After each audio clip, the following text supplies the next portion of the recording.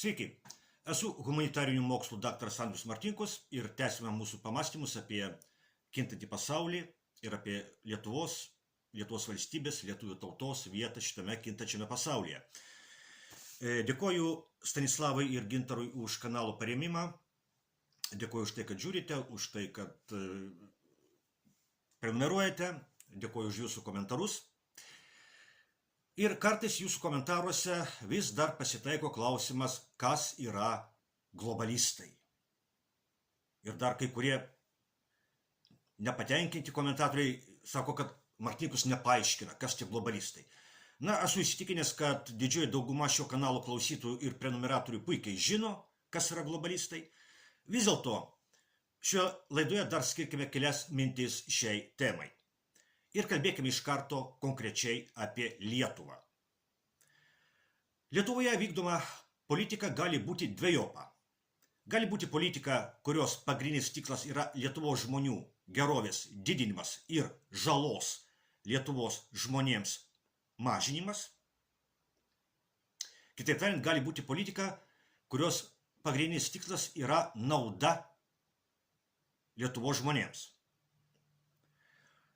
Bet gali būti ir kitokia politika. Gali būti politika, kurios pagrindinis naudos gavėjas yra ne Lietuvos žmonės, o kažkas anapus Lietuvos.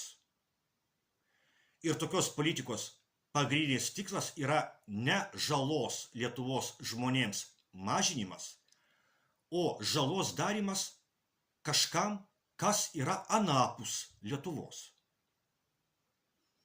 Pirmųjų atveju mes turime į nacionalinius Lietuvos interesus orientuotą politiką, antrojų atveju mes turime politiką, kurią savo laidose aš ir vadinu globalistų politika.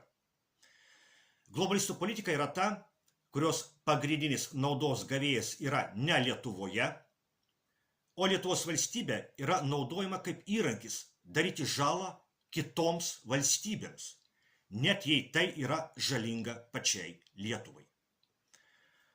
Karas Ukrainoje yra vakarų globalistų karas su Rusija. Tai nėra vakarų tautų karas su Rusija. Tai nėra vakarų tautų karas su Rusija.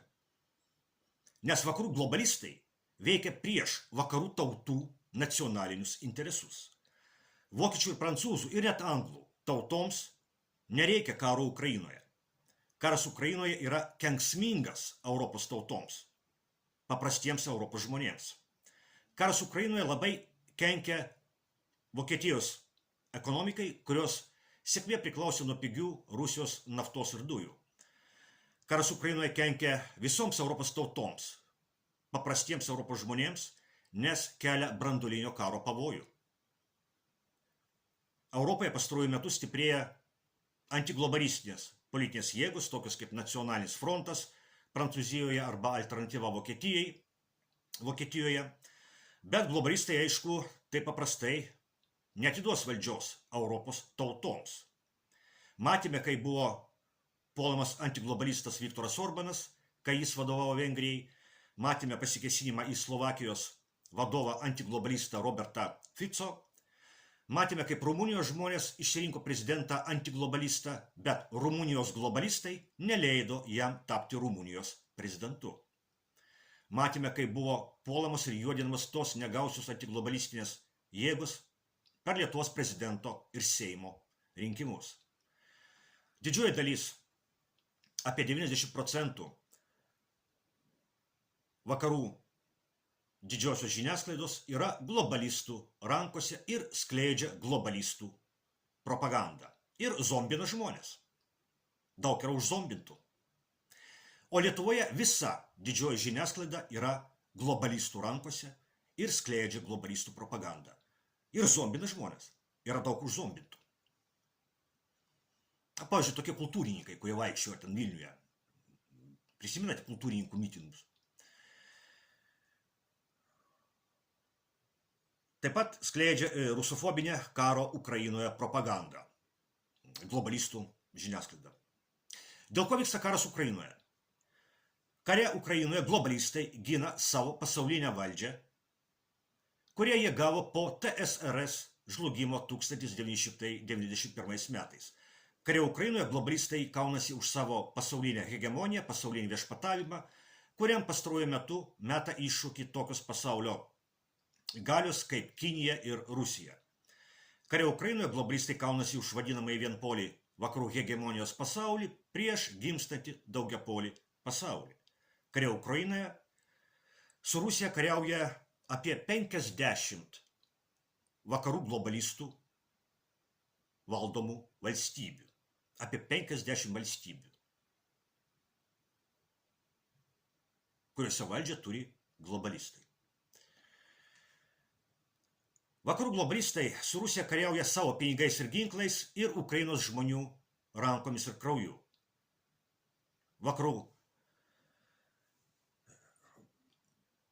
Ir panašu, kad vakarų globalistai žada kariauti iki paskutinio ukrainiečių. Kažkada atrodė, kad tai yra rusų propaganda. Aš dar pats galvojau, po Maidano įvykių, kai rusų propagandiniai kanalai kalbėjo, kad vakarai kovos iki paskutinio ukrainiečių, galvoju, čia nesąmonė.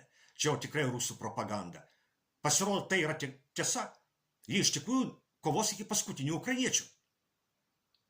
Tai tiesa. Čia ne rusų propaganda. Jie patys sako, vakarų globalistai patys sako, kad Ukraina turi kariauti tol, kol numirs. Tol, kol bus paruoštos kitos tautos kariauti su Rusija, kai Ukraina pasibaigs.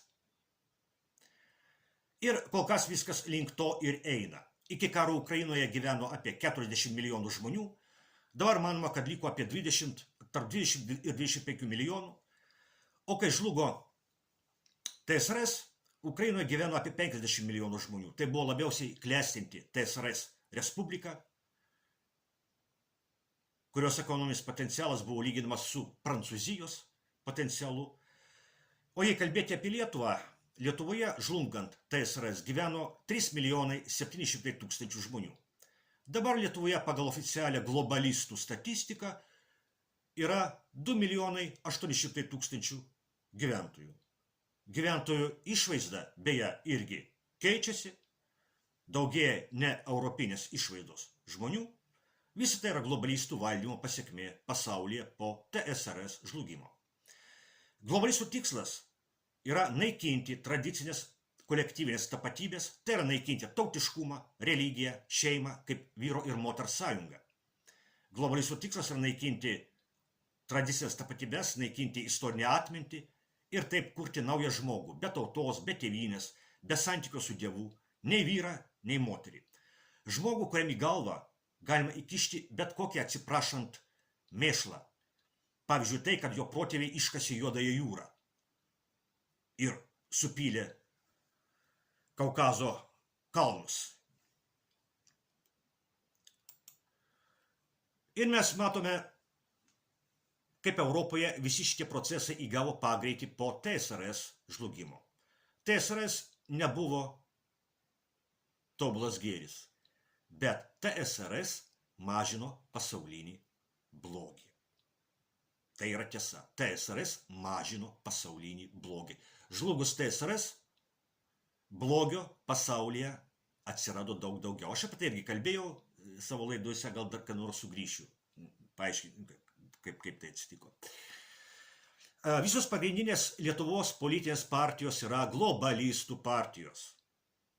Didžiausios ir galingiausios iš jų yra vadinamieji konservatoriai, nes jie nėra konservatoriai, bet tik to. Liaudiškai jie vadinami konservatoriais, landsberginiais. Ir socialdemokratai, kurie pasikeisdami ir valdė Lietuvą nuo pat vadinamosios nepriklausomybės atkūrimo. Ir dabartinėme Seime nėra tikros antiglobalistinės jėgos. Nes tikra antiglobalistinė politinė jėga negali remti globalistų karo Ukrainoje.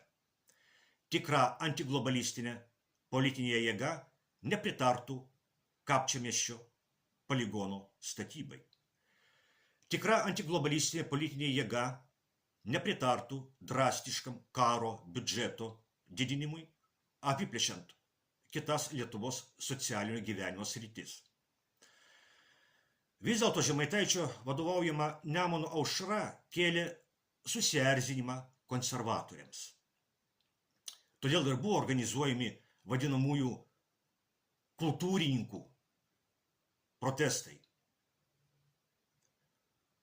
Globalistai konservatoriai pasakė globalistams socialdemokratams: meskite lauk Nemuno aušrą, nes jį gadina idealų mūsų globalistinį valdžios vaizdelį. Ir globalistai socialdemokratai paklausė globalistų konservatorių, vietoj Nemuno aušros socialdemokratų vadovaujamoje vyriausybėje bus dėl korupcijos kaltinamo Skvernelio partija. Dabar globalistų valdžia Lietuvoje atrodo tikrai tobulai. Lietuva užtikrintai žengia globalistų karo keliu.